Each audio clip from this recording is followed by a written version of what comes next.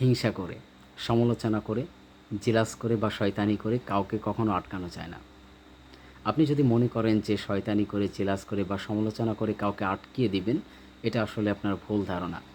এতে করে আপনি বেশি লজ্জিত হবেন, আপনি অপমানিত হবেন এবং মানুষের কাছে আপনি ছোট হবেন।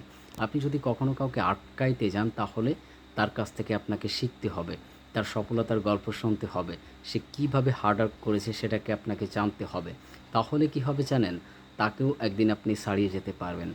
আর আপনি যদি মনে করেন যে কাউকে হেনস্থা করে বা কারোর সমালোচনা করে আপনি অনেক বেশি বড় হয়ে গেছেন, দিন শেষে দেখবেন যে আসলে আপনি ভালো নেই। আপনি যাকে অপমান করতেছেন বা যার সম্বন্ধে আপনি নেগেটিভ কথা বলতেছেন, সে আরও বেশি উপরে উঠে যাচ্ছে। সো আপনাকে যেটা করতে হবে, যদি কাউকে আটকাইতে চান তাহলে তার কাছ থেকে শিখতে হবে।